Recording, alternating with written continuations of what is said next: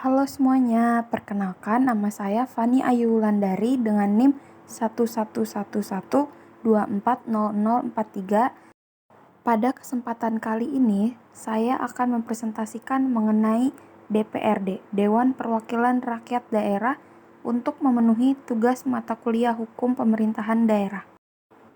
Pengertian DPRD. Dewan Perwakilan Rakyat Daerah atau DPRD merupakan lembaga perwakilan rakyat daerah dan berkedudukan sebagai unsur penyelenggara pemerintahan daerah. Dewan Perwakilan Rakyat Daerah merupakan lembaga legislatif di tingkat daerah, baik provinsi maupun kabupaten atau kota, yang berfungsi sebagai perwakilan rakyat daerah.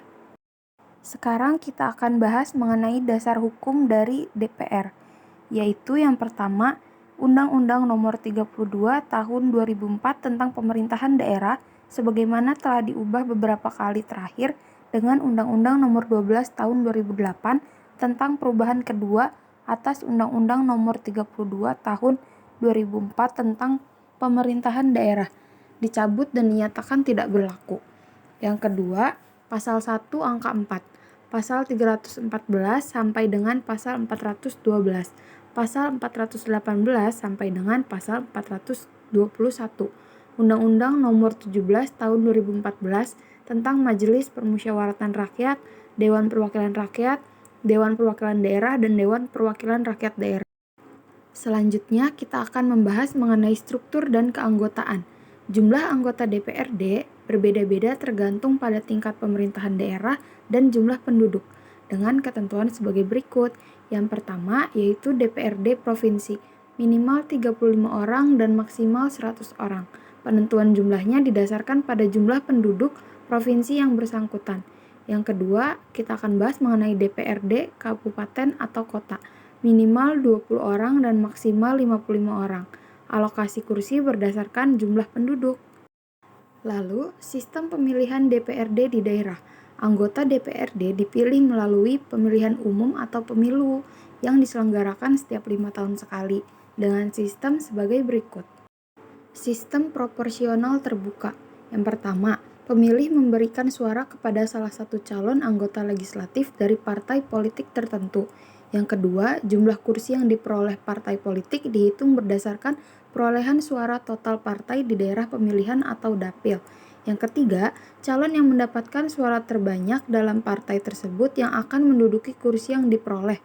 Yang keempat, daerah pemilihan atau dapil, wilayah yang dibagi menjadi beberapa bagian untuk menentukan calon yang terpilih dengan jumlah kursi yang berbeda-beda di setiap dapil. Yang kelima, partai politik. Anggota DPRD berasal dari partai politik peserta pemilu, kecuali di Provinsi Aceh yang juga mengakui partai politik lokal. Fungsi utama DPRD ada 3. Yang pertama, fungsi legislasi. Fungsi ini merupakan wewenang DPRD untuk membentuk dan menetapkan peraturan daerah bersama dengan kepala daerah. Prosesnya dimulai dari penyusunan rancangan peraturan hingga pembahasan yang mendalam untuk memastikan isi aturan sesuai dengan kebutuhan masyarakat dan landasan hukum yang berlaku. Fungsi yang kedua yaitu fungsi anggaran. DPRD memiliki peran strategis dalam menentukan arah keuangan daerah melalui pembahasan dan persetujuan anggaran pendapatan dan belanja daerah. Dalam fungsi ini, DPRD meneliti dan menyepakati rencana penerimaan serta pengeluaran dana yang akan digunakan untuk membangun dan pelayanan publik. Fungsi yang ketiga yaitu fungsi pengawasan. Fungsi ini bertujuan untuk mengontrol kinerja pelaksanaan pemerintahan agar berjalan sesuai dengan peraturan dan anggaran yang telah ditetapkan. DPRD melakukan pengawasan terhadap kebijakan yang diambil kepala daerah serta memastikan tidak ada penyimpangan atau penyalahgunaan wewenang. Perbedaan DPRD Provinsi dengan DPRD Kabupaten atau Kota. DPRD Provinsi memiliki lingkup kerja yang lebih luas dan strategis karena mencakup wilayah administratif yang besar dan beragam.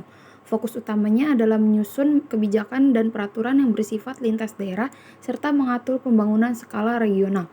Lembaga ini memiliki kedudukan yang sejajar dan bekerja sama erat dengan gubernur dalam mengelola pemerintahan tingkat provinsi. Sedangkan DPRD Kabupaten atau Kota memiliki cakupan wilayah yang lebih spesifik dan terbatas. Fokus kerjanya lebih mengarah pada penyelesaian masalah lokal dan pelayanan publik yang langsung dirasakan oleh masyarakat. Hubungan kerjanya dilakukan secara sejajar dan intensif bersama bupati atau wali kota untuk memastikan setiap kebijakan sesuai dengan kebutuhan daerah masing-masing.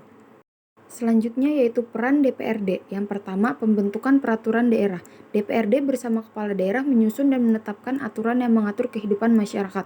Proses ini dimulai dari penyusunan naskah hingga pembahasan mendalam agar aturan yang lahir nantinya adil dan mudah diterapkan oleh warga. Perda tersebut kemudian menjadi landasan hukum yang sah bagi pemerintah daerah untuk menjalankan tugasnya dan bagi masyarakat untuk mematuhi ketentuan yang berlaku. Yang kedua, pengawasan penggunaan anggaran daerah. DPRD memiliki tanggung jawab besar untuk memastikan uang negara digunakan sesuai dengan rencana dan peruntukannya. Contoh konkretnya adalah saat melakukan evaluasi terhadap realisasi anggaran pendapatan dan belanja daerah. Anggota dewan akan meneliti apakah dana yang dialokasikan untuk pembangunan jalan atau pembangunan sekolah sudah terserap dengan baik dan tepat sasaran. Yang ketiga, penyaluran dan penampungan aspirasi masyarakat. Contoh nyata yang sering terjadi adalah saat warga mengadukan masalah kurangnya penerangan jalan atau buruknya akses air bersih di lingkungan mereka. DPRD akan menampung keluhan tersebut, lalu membawanya ke dalam forum resmi untuk didiskusikan bersama eksekutif. Hal ini dilakukan agar aspirasi tersebut dapat diubah menjadi kebijakan atau program kerja yang nyata dan bermanfaat bagi banyak orang. Kinerja DPRD perlu ditingkatkan melalui peningkatan transparansi dan kualitas kerja. Anggota dewan harus lebih terbuka dan mempublikasikan kegiatan dan hasil kerja mereka agar mudah dipantau oleh masyarakat. Pembahasan perda dan anggaran juga harus dilakukan lebih mendalam dan berbasis data. Hal ini bertujuan agar setiap kebijakan yang dihasilkan benar-benar berkualitas dan bermanfaat dalam jangka panjang. Fungsi pengawasan juga harus dipertegas agar tidak hanya menjadi formalitas namun efektif mencegah penyimpangan. Selain itu, kedekatan dengan masyarakat harus dibangun secara berkelanjutan, bukan hanya saat masa reses atau menjelang pemilu. Cukup sekian yang dapat saya sampaikan, kurang lebihnya mohon maaf, dan semoga materi ini bermanfaat bagi kita semua. Terima kasih.